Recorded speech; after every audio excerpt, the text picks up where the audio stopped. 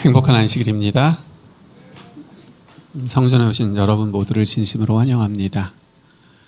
특별히 오늘 저에게를 방문해 주신 분들도 환영하고요.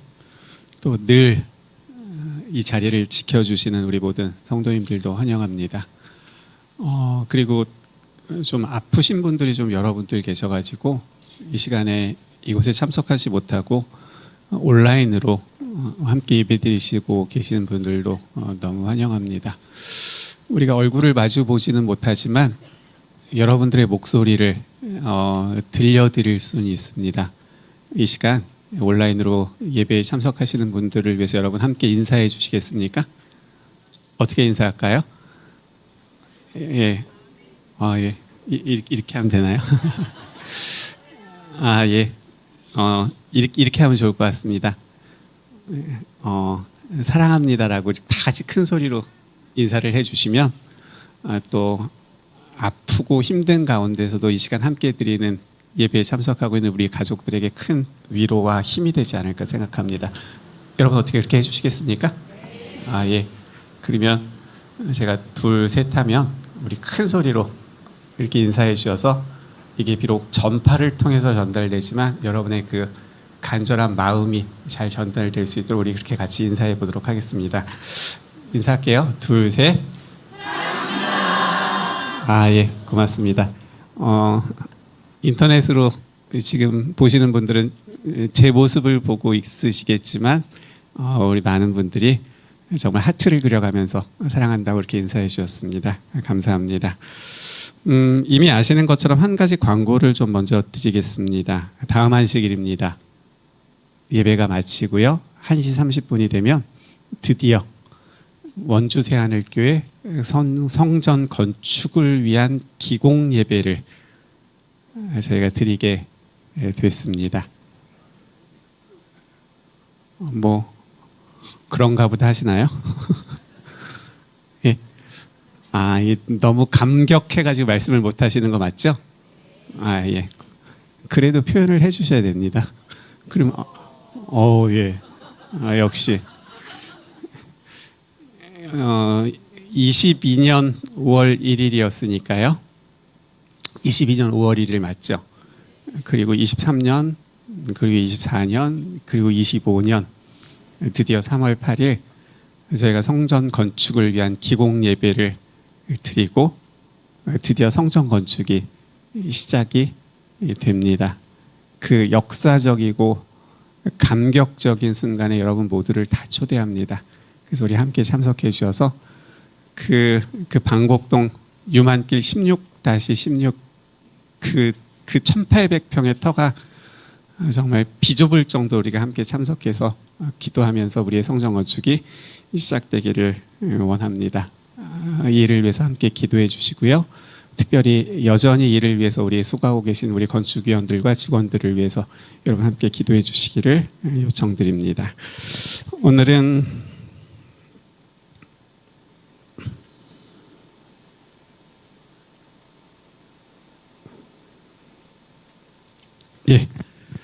오늘은 많다고요? 아니 한 사람입니다 라는 그러한 제목으로 우리에게 주시는 말씀을 좀 함께 살펴보려고 합니다. 여러분 몇 명으로 보이세요?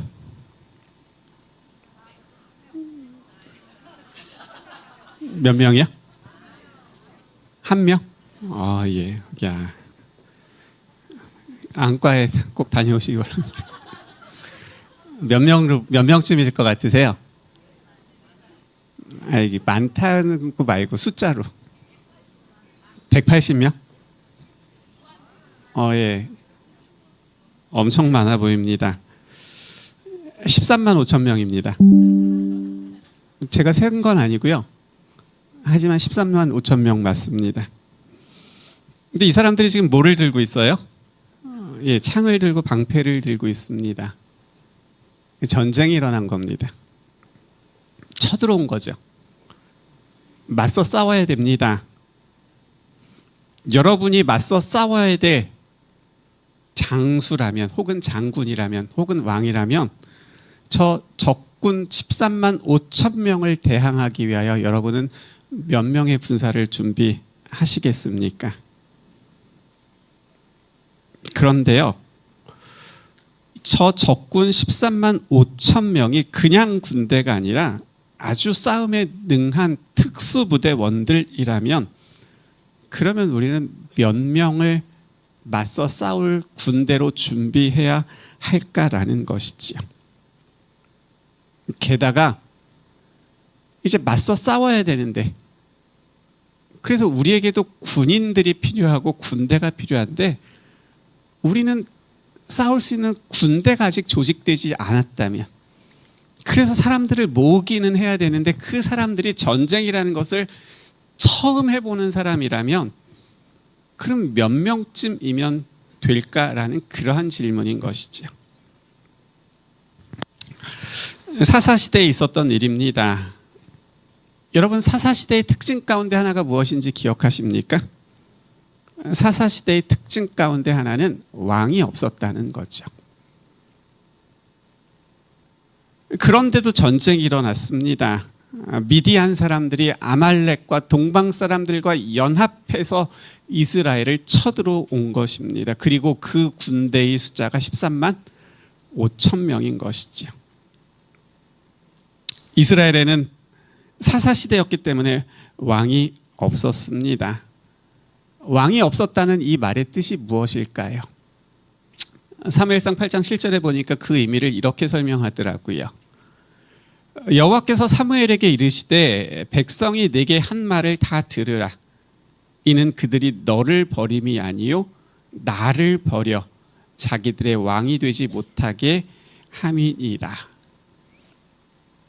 사사시대에 이스라엘의 왕이 없었다는 그 말의 의미를 어떻게 설명하고 있는 거예요? 어떻게 설명하고 있는 거죠? 다윗 같은, 혹은 솔로몬 같은, 히스기야 같은 그런 왕은 있지 않았지만 누가 계셨다는 이야기예요? 그렇죠. 하나님께서 계셨다는 이야기고, 하나님께서 그 일을, 그 역할을 하고 계셨다는 뜻이었습니다. 그러면 13만 5천 명의 대군이 쳐들어왔을 때 하나님은 어떻게 하셨을까요? 이제 성경을 좀 하나씩 볼게요. 사사기 6장 12절입니다. 여호와의 사자가 기드온에게 나타나 이르되 큰 용사여 여호와께서 너와 함께 계시도다 이야기합니다. 하나님께서는 사사시대에 그때마다 한 사람 한 사람을 부르셨습니다. 사사로 세우셨죠. 그래서 이번에 부르심을 받은 사람이 누구였냐면 기드온이었습니다. 질문이요. 왜 기드온을 부르셨을까요? 사람들이 많았잖아요. 그런데 하나님의 선택은 기드온이었습니다. 하나님은 기드온을 왜 부르셨을까요? 성경 주석은 이렇게 설명합니다. 같이 읽어볼까요? 하나님께서, 시작. 하나님께서 고통 중에 부르짖는 이스라엘을 미디안의 손에서 건져내기 위해 세우신 자는 담대한 용사가 아니었다. 오히려 그는 두려움이 많고 이러한 자신의 연약함을 잘 아는 자였다. 이렇게 설명하고 있습니다. 하나님의 선택은 기드온이었습니다. 그런데 기드온이 아주 대담하고 능력 있는 장군이었기 때문이 아니라는 겁니다. 오히려 무엇 때문이었다는 거예요? 자신의 연약함을 아는 사람이었기 때문이다 라고 그렇게 설명합니다. 그래서 여러분, 담대한 것보다 더 중요한 것이 있습니다. 담대한 것보다 더 중요한 것이 있습니다. 그것이 무엇이에요? 그것은 자신의 연약함을 잘 아는 것입니다. 예수님의 제자였던 베드로가 생각이 납니다. 여러분, 베드로에게 약점이 무엇이었는지 아세요? 베드로는 하나의 약점을 가지고 있었어요. 그 약점을 성경은 어떻게 설명하고 있죠? 그것은 베드로가 자신이 뭐하다고 생각하는 거였어요? 강하다고 생각하는 것이었어요. 베드로는 자신이 연약하다는 것을 깨닫지 못했어요. 늘 강하다고 생각했어요. 잘한다고 생각했고 자신감 있다고 생각했어요. 그런데 베드로에게 필요했던 것은 무엇인가 하면 자신이 연약하다는 걸 깨달을 필요가 있었던 거예요. 그래서 예수님께서 베드로에게 아주 특별한 경험을 허락하십니다. 그게 뭔지 기억나세요? 그렇죠. 예수님께서 물 위를 걸어가셨을 때 베드로가 어떻게 요청했어요? 나도 물 위를 걸을 수 있도록 해달라고 요청하는 겁니다. 사실 예수님께서는 베드로가 물 위를 걷는 것을 원하지 않으셨어요. 계획하지도 않으셨었어요. 그런데 베드로가 갑자기 뭐 하는 거예요? 나도 좀 걸을 수 있게 해주세요 라고 얘기를 하는 거예요. 다른 제자들은 생각도 못하는 일을 베드로는 요청했던 거죠. 예수님께서 허락하셨습니다. 왜 허락하셨어요? 그냥 물에 빠지면 에이구 그럴 줄 알았어 하고 손잡고 이렇게 건져주시면 되니까 그래서 허락하셨어요? 아니요. 그래서 허락하지 않으셨어요. 베드로가 자신이 얼마나 연약한 존재인지를 깨닫게 하시기 위해서 허락하셨던 거예요. 여러분 그 장면 기억나시잖아요. 베드로가 물 위를 걸을 수 있었던 것은 무엇 때문이었어요? 좀 무리긴 하죠. 제가 재작년에 2년 전에 했던 설교니까. 그래도 기억하시는 분들이 한 분도 안 계시네요. 예. 베드로가 물 위를 걸을 수 있었던 것은 그의 시선이 예수님께 뭐 했을 때? 고정되었을 때. 그의 시선이 예수님께 고정되었을 때 그럴 때 그는 걸을 수 있었던 거예요. 근데 그의 시선이 예수님께서 떨어져서 돌이켜서 자기를 바라보고 있는 제자들을 돌아보게 되었을 때 그래서 그 예수님과의 눈맞춤이 벗어나게 됐을 때 베드로는 어떻게 돼요? 그냥 이내 속절없이 물에 빠질 수밖에 없었던 거죠. 예수님께서 가르쳐주고 싶었던 것이 있었어요. 그것은 내가 얼마나 연약한 존재인지를 깨닫게 하시기 위해서 허락하셨던 것이죠. 중요한 겁니다. 담대한, 때로는 믿음의 용사가 되려고 하는 것이 우선이 아니라 나에게 연약하고 부족한 것이 무엇인지를 깨닫는 것이 담대한 믿음의 용사가 되는 것보다 훨씬 더 중요하다는 것이죠. 여러분, 그래서 이렇게도 기도하셔야 합니다. 하나님, 제가 모든 일에 믿음으로 이길 수 있는 믿음의 용사가 되게 해주세요라는 그러한 기도도 우리에게 필요하지만 더 중요한 것은 하나님, 오늘도 여전히 제가 가지고 있는 가장 부족하고 연약한 것이 무엇인지를 저로 하여금 알 수 있도록 도와주세요 라고 그렇게도 기도하실 수 있는 우리 모든 성도님들이 되시기를 간절히 바랍니다. 기드온이 선택받았던 이유는 바로 그것 때문이었습니다. 능력 있는 장군이어서가 아니라 자신의 연약한 것이 무엇인지를 가장 잘 알았기 때문에 하나님께서 그 기드온을 부르셨던 것이죠. 기드온이 부름을 받습니다. 하지만 시간이 별로 없어요. 왜냐하면 이미 13만 5천 명의 대군이 이스라엘 평야까지 진격해 왔기 때문에 그렇습니다. 그리고 진을 쳤기 때문이죠. 기드온은 이제 그 적군과 싸우기 위해서 맞설 사람들을 불러 모으기 시작합니다. 싸워야 되니 모이자라는 것이죠. 많이 모였을까요? 많이 모였습니다. 얼마나 많이 모였을까요? 하나님께서 보시기에 너무 많다고 할 정도로 사람들이 모였던 거죠. 사사기 7장 2절입니다. 여호와께서 기드온에게 이르시되 너를 따르는 백성이 뭐하다고요? 너무 많다고요. 와, 하나님이 보시기에 너무 많다고 할 정도의 사람이 모였던 거지요. 그럼 도대체 몇 명이나 모였길래 하나님께서 너무 많다고 말씀하셨을까요? 적군이 13만 5천인데 기드온의 그 부름을 받고 모였던 사람들이 한 50만 명쯤 됐을까요? 그렇지 않았습니다. 3절 보세요.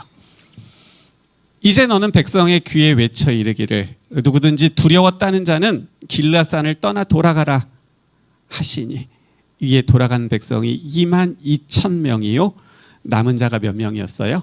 10,000명이었습니다. 그러니까 모였던 사람은 몇 명이었던 거예요? 3만 2천 명이었던 거죠.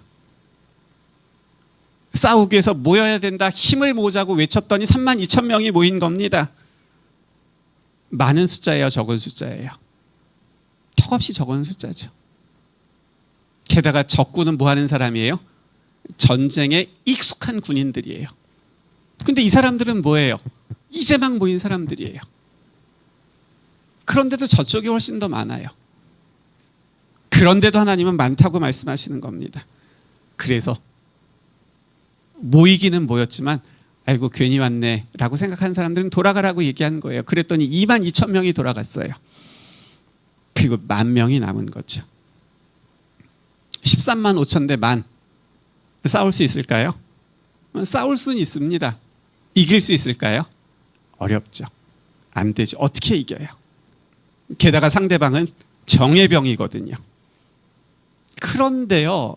그런데 하나님은 또 많다고 하시는 겁니다. 4절이요. 여호와께서 또 기드온에게 이르시되 백성이 아직도 많으니 그들을 인도하여 물가로 내려가라. 거기서 내가 너를 위하여 그들을 시험하리라. 내가 누구를 가리켜 내게 이르기를 이 사람이 너와 함께 가리라 하면 그는 너와 함께 갈 것이요. 내가 누구를 가리켜 내게 이르기를 이 사람은 너와 함께 가지 말라 할 것이니라 하면 그는 가지 말 것이니라 하신지라.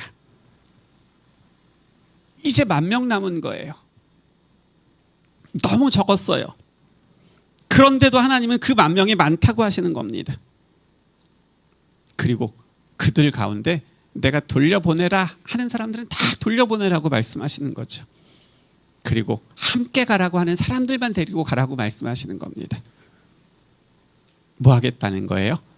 내가 구별하겠다고 말씀하시는 거죠. 어떻게 구별하시죠? 5절이요. 같이 읽어볼까요? 5절은요. 이에 백성을 시작. 이에 백성을 인도하여 물가에 내려가매 여호와께서 기드온에게 이르시되 누구든지 개가 핥는 것 같이 혀로 물을 핥는 자들을 너는 따로 세우고 또 누구든지 무릎을 꿇고 마시는 자들도 그와 같이 하라 하시더니.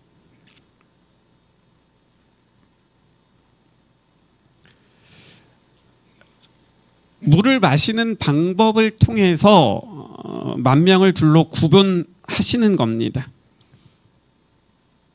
그 10,000명을 데리고 가서는 냇가로 가서는 물을 마시게 하는데 무릎을 꿇고 마시는 사람들과 그 다음에 혀를 가지고 물을 핥아먹는 사람들을 나누라고 이야기하셨던 것이죠. 여러분 같으면 어떤 사람을 데리고 가시겠습니까? 무릎을 꿇고 물을 마시는 사람을 데리고 가시겠습니까? 아니면 뭐 여기 성경에 표현된 대로 하는 거죠. 제가 나쁘게 말하는 게 아니라 개처럼 물을 핥아먹는 사람들을 여러분 데리고 가시겠습니까? 예. 무릎을 꿇고. 예. 6절입니다. 손으로 움켜 입에 대고 핥는 자의 수는 몇 명이고요? 300명이고 그 외 9,700명은 어떻게 물을 마셨어요? 무릎을 꿇고 물을 마셨던 것이죠. 그러니까 저렇게 무릎을 꿇고 입을 대고 물을 마시는 사람은 9,700명이었고 저렇게 서가지고 물을 떠가지고는 개처럼, 왜 개처럼이라고 했을까요? 이렇게 핥아먹는 사람은 300명이었던 것이죠. 그리고 그 숫자가 하나님께서 데리고 가라고 말씀하셨던 300명이 되는 것이죠. 기드온이 말합니다. 하나님 13만 5천 명하고 싸워야 되는데 300명 가지고 어떻게 싸웁니까? 적군이 너무 많습니다. 하나님께서 대답하십니다. 뭐라고 대답하셨을까요? 여기서 아까 하셨던 말씀을 하셔야 되는데 그렇죠. 6장 16절이요.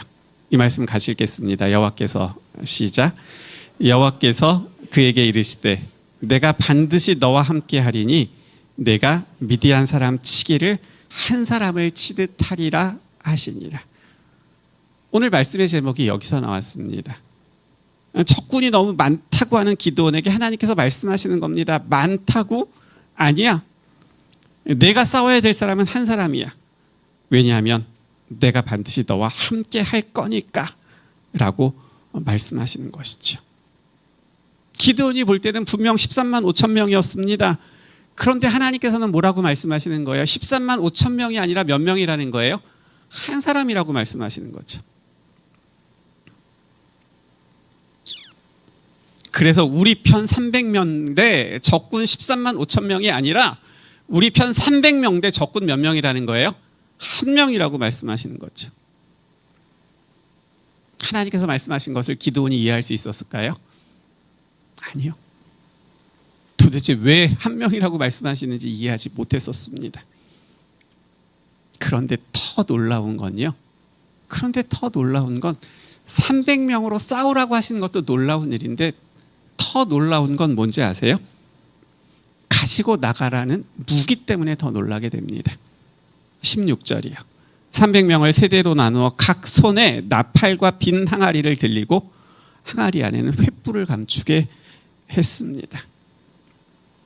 300명하고 13만 5천 명하고 싸울 수 있어요. 보병 13만 5천 명이 있으면 공군 비행기 300대가 떠가지고 폭탄 떨어뜨리면 그게 뭐가 문제가 되겠어요? 300명으로 충분히 이길 수 있어요. 그렇잖아요.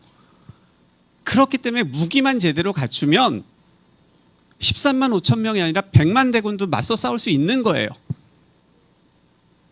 그런데 지금 13만 5천 명하고 싸워야 되는 그 300명에게 하나님께서 주시는 무기가 뭐라는 거예요? 이 세 가지인 거예요. 나팔이고 빈 항아리고 횃불이라는 것이죠. 나팔이에요. 상대편은 칼을 들고 있는데 나팔 들고 나가라는 거예요. 상대방은 창을 들고 있는데 방패를 가지고 있는데 빈 항아리 가지고 가라는 거예요. 그리고는 횃불 하나 가지고 가라는 것이죠. 그리고 더 이상의 무기는 없는 거예요. 싸움을 위해서 가장 기본적으로 필요한 칼이 없는 거예요. 창도 없는 거예요. 방패도 없는 것이죠. 그리고 더 이상한 건 뭔지 아세요? 이제는 숫자도 이상했는데 가지고 나가는 무기도 이상했는데 또 이상한 것은 싸우는 방법도 이상한 거예요. 어떤 방법이죠? 18절이요. 같이 읽겠습니다. 나와 나를 시작.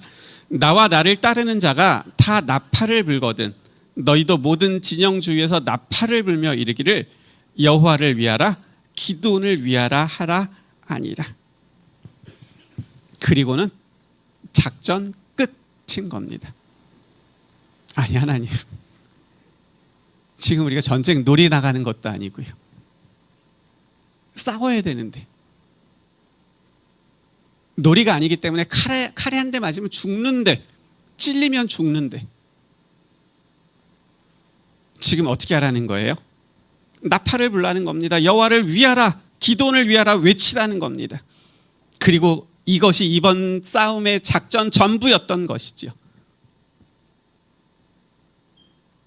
더 이상의 작전은 없는 겁니다. 더 이상의 무기도 없는 겁니다. 더 이상의 보충해주는 군인도 없는 것이죠.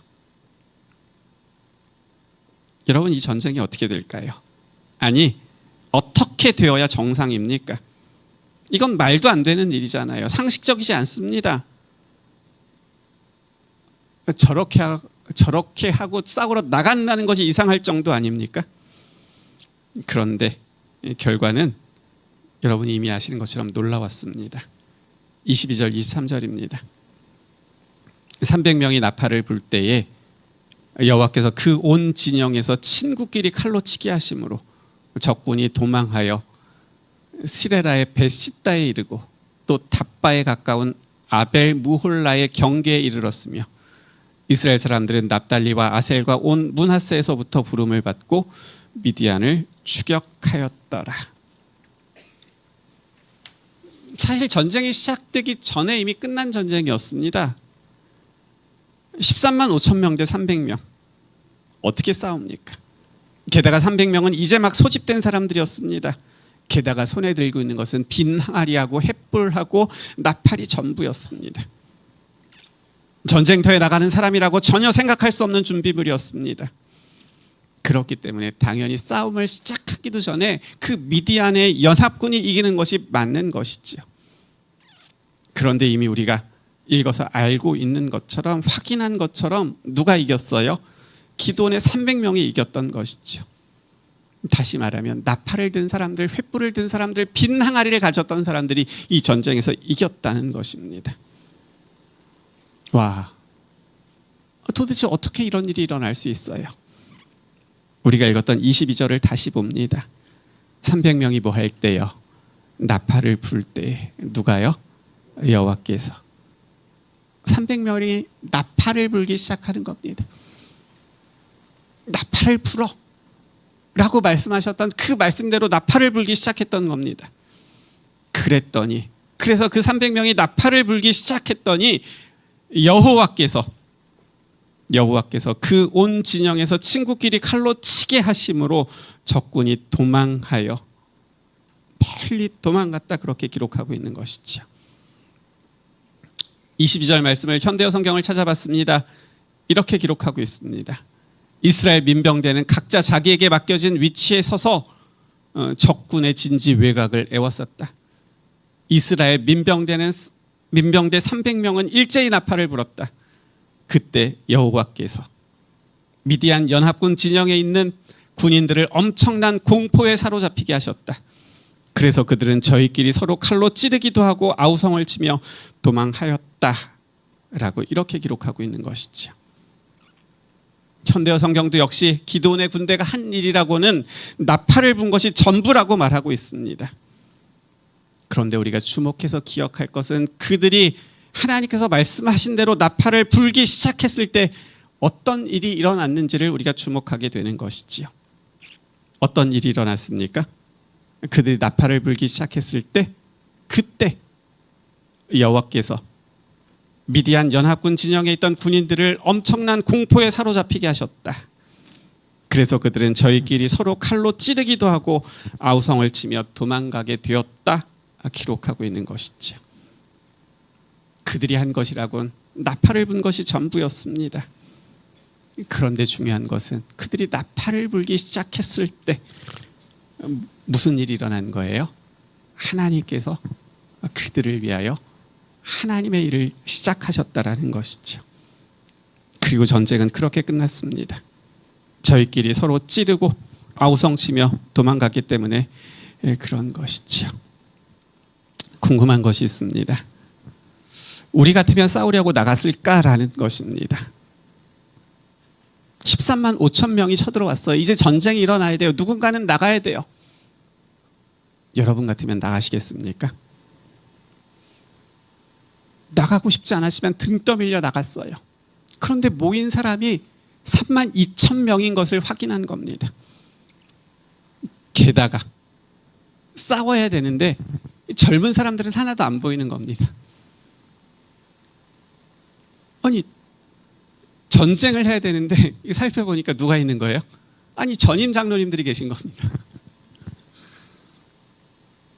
아니, 지난주에 퇴원하신 분들이 있는 거예요. 그렇게 3만 2천 명인 거예요. 그 모습을 확인했을 때 우리 같으면 싸우려고 남아 있었을까요?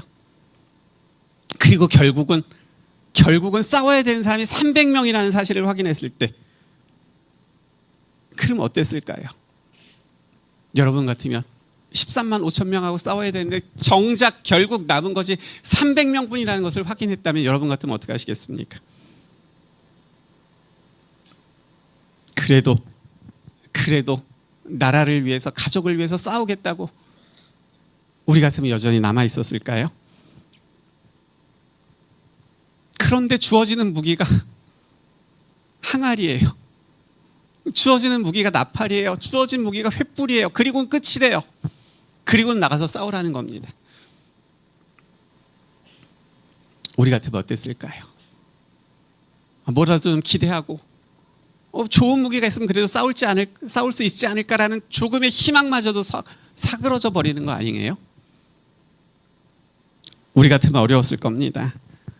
그런데 기드온과 함께 있었던 이 300명은 뭐 했어요? 끝까지 남았어요. 자신에게 횃불이 주어지고 빈 항아리만 주어졌어도 도망가지 않았어요. 무기가 나팔이 전부라는 것을 확인하고도 이 사람들은 돌아가지 않았다는 것이죠. 그래서 궁금했어요. 도대체 이 300명은 어떤 사람들이었을까라는 것이죠. 기도는요, 그래도 부르심을 받았을 때 약속의 말씀이 있었어요. 우리 아까 봤잖아요. 내가 반드시 너와 함께할 것이다. 그래서 네가 한 사람을 치듯 칠 것이다라는 그 음성을 들었어요. 기도는 들었어요. 약속도 받은 거죠. 그런데 성경 어디를 찾아봐도 이 300명에게 그런 동일한 음성이 들렸다는 기록은 찾아보지 못하는 겁니다. 그런데도 끝까지 남았습니다. 그런데도 끝까지 남은 거죠. 그래서 궁금해지는 거예요. 도대체 이 300명은 어떤 사람들이었길래 도망가지 않고 끝까지 남았을까?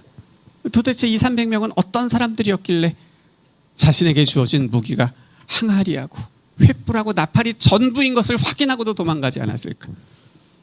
도대체 이 사람들은 어떤 사람들이었길래 싸우는 작전 계획이 그냥 소리 지르는 것이 전부이라는 것을 확인하고도 도망가지 않았을까라는 것이죠. 이제 이 사람들이 도대체 어떤 사람들이었는지를 확인해 보겠습니다. 7장 6절입니다.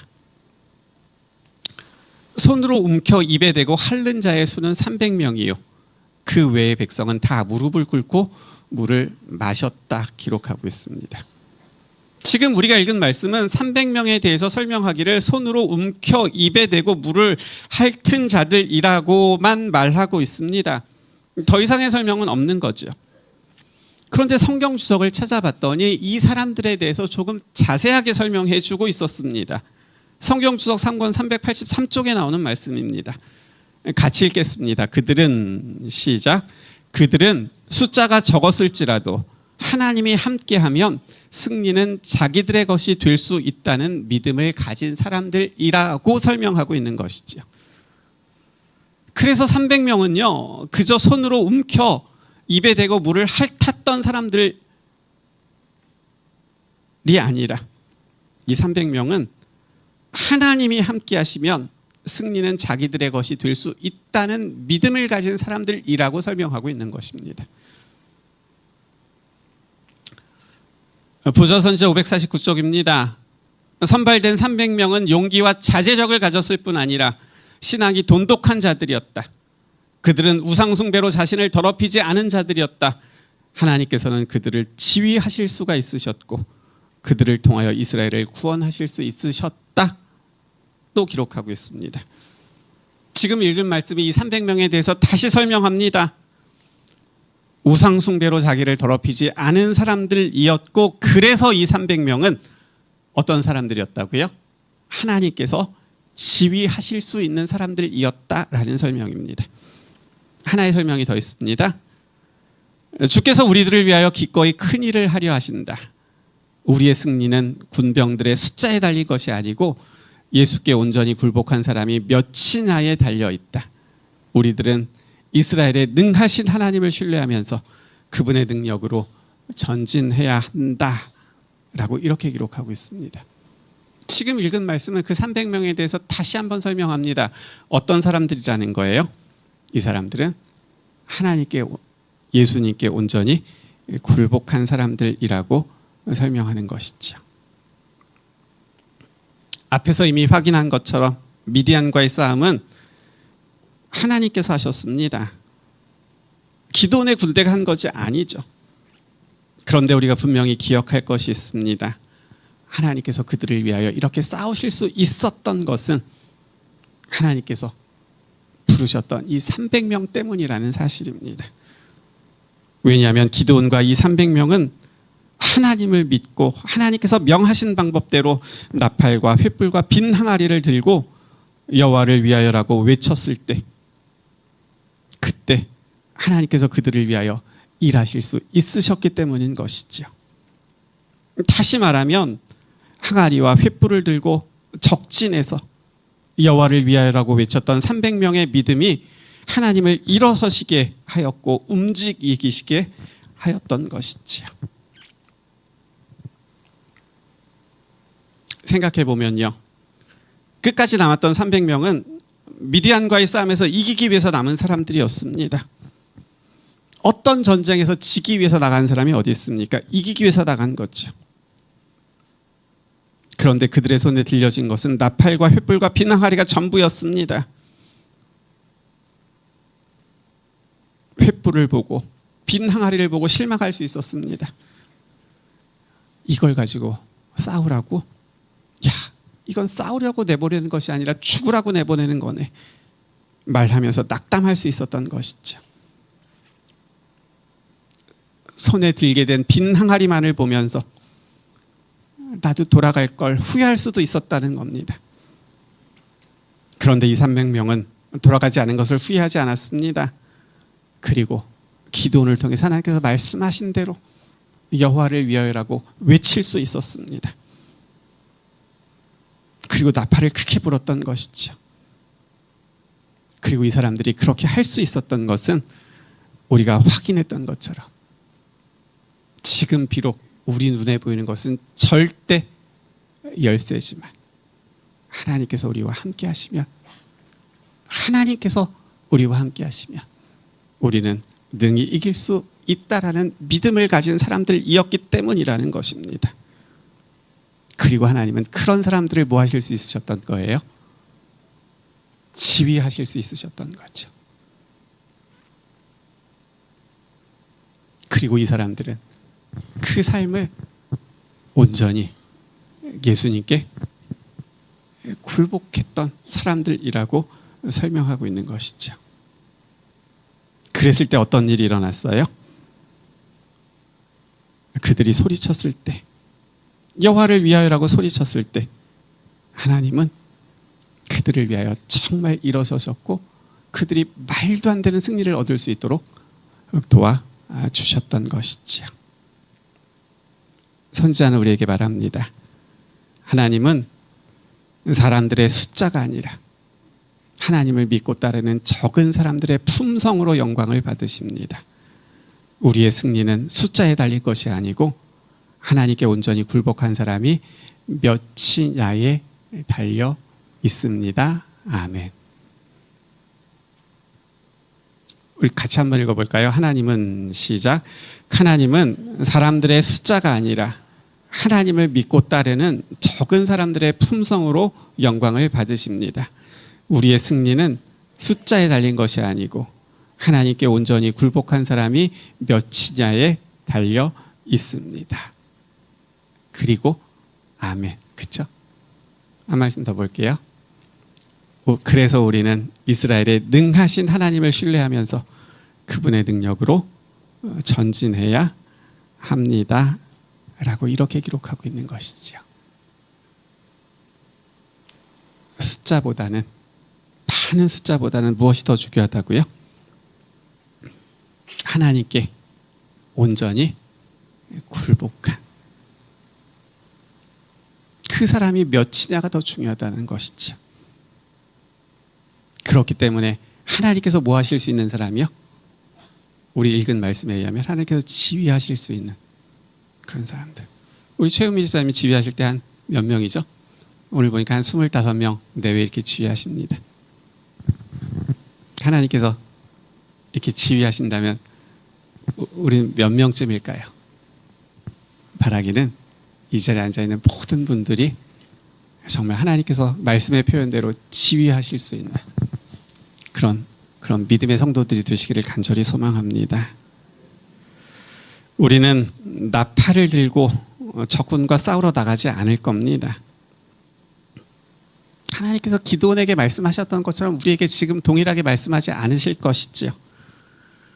하지만 그럼에도 불구하고 오늘 우리에게 주신 말씀에는 우리도 싸우고 있는 수많은 싸움에서 우리가 어떻게 승리할 수 있는지에 대한 귀한 교훈을 우리에게 전해주고 있음을 기억하게 됩니다. 우리는 질병과 싸웁니다. 혹 나 자신과 싸웁니다. 여러 가지 풀리지 않는 문제와 역시 싸웁니다. 그리고 우리는 그 싸움에서 이기기를 원합니다. 우리는 이겨야 됩니다. 그리고 분명히 이길 수 있습니다. 그래서 기억해야 합니다. 능하신 하나님을 신뢰하면서 그분의 능력으로 전진해야 된다는 것이지요. 하나님이 우리와 함께 하시기 때문에, 하나님이 우리와 함께 하시기 때문에 나도 이길 수 있다라는 그러한 생각이 우리 모두의 믿음이 되시기를 간절히 소망합니다. 더 더 기억해야 될 것이 하나 더 있습니다. 그것이 사사기 6장 6절입니다. 이스라엘 자손이 여호와께 부르짖었더라. 이스라엘 자손들이 여호와께 부르짖었습니다. 그렇기 때문에 하나님께서 기드온을 불러주셨던 거죠. 그러면 늘 부르짖던 백성들이었을까요? 그렇지 않았습니다. 특별히 사사기 6장과 7장에 나오는 그 백성들은 여호와께 악만을 행하던 백성들이었습니다. 그래서 미디안에 넘어갈 수밖에 없었던 백성들이었죠. 그런데 백성들이 힘들어지자, 그래서 기도하자 하나님은 그런 백성들의 기도에도 응답해 주셨다는 것이죠. 우리는 때때로 이런 말 합니다. 어떻게 이럴 때만 연락하니? 라는 거죠. 뭐 아들이 연락이 없는 거예요. 근데 오랜만에 연락이 와요. 그리고 뭔 얘기예요? 돈 부숴달라 그래요. 그러면 한마디 하죠. 야, 넌 어떻게 이럴 때만 연락하니? 우리 그렇게 하잖아요. 그렇죠? 야, 어떻게 이럴 때만 연락하니? 우리 이런 말들 합니다. 그런데 지금 사사기 6장에 나오는 그 백성들의 기도는 딱 똑같은 이야기였던 거예요. 그들이 뭐 할 때만 기도하는 거예요? 죽겠을 때만 기도하는 거예요. 죽겠을 때만 기도하는 거예요. 그러면 하나님은 어떻게 대답하셨을까요? 야, 넌 어떻게 이럴 때만 기도하니? 그러셨을까요? 우리는 그렇게 말합니다. 야, 너는 어떻게 이럴 때만 연락하니? 그런데 하나님은 그렇게 말씀하지 못하십니다. 왜냐하면 그분은 그렇게 말씀하시지 못하시는 분, 이것이 그분의 품성이기 때문에 그런 거죠. 여러분에게 드리고 싶은 말씀이 있습니다. 걱정한다고 달라지는 것은 아무것도 없습니다. 그런데 기도하면 달라질 수 있습니다. 왜냐하면 하나님은 악만 행하던 이스라엘 백성들의 부르짖음에도 그분은 응답하시는 분이시기 때문에 그렇습니다. 걱정한다고 달라지는 것은 아무것도 없습니다. 하지만 기도하면 달라질 수 있다는 것이죠. 이렇게 말씀하십니다. 오늘의 마지막 말씀입니다. 출애굽기 14장 14절. 여호와께서 너희를 위하여 싸우시리니 너희는 가만히 있을지니라. 아멘. 미디안과 싸워야 되는 기드온은 많은 군사가 필요했습니다. 그런데 하나님께 필요했던 것은 많은 군대가 아니었습니다. 하나님께서 도와줄 것을 기억하고 하나님의 이름을 부르면서 기도하는 사람이 필요하셨던 것이지요. 그런 사람을 위하여 하나님은 싸우실 수 있기 때문에 그렇습니다. 선지자는 조금 더 자세하게 우리에게 표현해 줬습니다. 굴복한 몇 사람. 그래서 하나님께서 지휘하실 수 있는 사람들이라고 표현하고 있는 것이지요. 더 중요한 것은 군사가 많으냐 적으냐의 문제가 아니었습니다. 하나님께서 계심을 기억하고 부르짖을 수 있느냐, 여기에 싸움의 승패가 달려 있었던 것이지요. 사랑하는 성도 여러분, 오늘도 하나님이 여러분 곁에 계시다라는 것을 여러분 기억하십니까? 위급한 때도 하나님의 계심을 기억하고 계십니까? 다급한 때도 하나님의 계심을 기억하고 계십니까? 하나님이 나에게 응답하실 것을 기억하고 계십니까? 그래서 여러분은 그 무엇보다 먼저 기도할 수 있으십니까? 그렇게 되기를 소망합니다. 그렇다면 우리는 선지자가 표현한 대로 하나님께 굴복한 사람이 될 것이고 하나님께서 지휘하실 수 있으신 사람들이 될 수 있는 것이지요. 때로는 우리가 맞서 싸워야 할 것들이 너무 커 보일 수 있습니다. 그런데 그때 하나님은 우리에게 이렇게 말씀하십니다. 많아 보여? 그렇지 않아. 하나뿐이야. 그런데 그것도 내가 너를 위하여 싸울 거야. 사랑하는 성도 여러분, 오늘 우리에게 말씀하시는 그 아버지의 음성을 꼭 듣게 되시기를 간절히 소망합니다. 많아 보여? 그렇지 않아. 하나뿐이야. 그런데 그것도 내가 너를 위하여 싸울 거야 말씀하시는 거죠. 이것이 정말 오늘 시간 이곳에 참석하신 우리 모든 성도님들의 믿음이고 기도가 되시기를 간절히 소망합니다. 그래서 정말 여러분의 삶 속에서 하나님께서 여러분을 위하여 일어서셔서 싸워주시는, 그래서 승리하게 하시는 그 경험이 이제는 늘 성경 속에서만 확인되어지는 이야기들이 아니라 정말 날마다, 여러분 오늘 교과 시간에 공부하셨잖아요. 날마다 내 삶 속에서 일어나는 그 대쟁투 속에서 하나님의 함께 하시면서 도우심으로 이기는 승리가 무엇인지를 정말 맛보아 알게 되시는 우리 모두가 되시기를 간절히 소망하면서 오늘 말씀을 마치겠습니다. 싸우겠다고 나왔던 32,000명. 그런데 그들이 자신들과 싸워야 될 135,000명의 적군을 바라보게 되면 그들은 주저앉게 됩니다. 싸우기 위하여 자신에게 주어진 무기가 나팔과 항아리와 횃불, 그것뿐이라는 사실을 알게 되고 그것만 바라보게 되면 앞으로 나가지 못합니다. 그걸 가지고 어떻게 싸우겠습니까?